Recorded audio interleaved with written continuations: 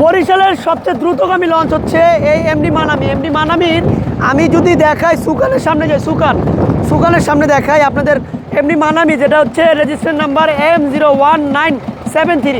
আমরা মানামির তলদেশে যাব, তলে যাব, দেখাই এই যে মানামির প্রপেলার এখান দিয়ে, যেখানে যে আপনার ছিকলটি দেখতে পাচ্ছেন, একটু সামনে আসি। এই যে মানামি লঞ্চ, এই বাংলাদেশের বরিশাল রুটের সবচেয়ে দ্রুতগামী লঞ্চ এই মানামি। দেখেন এই যে এটার শিকল, এটা দিয়ে কোনো প্রপেলার, এটার তলদেশে হচ্ছে প্রপেলার আর হচ্ছে সুকান।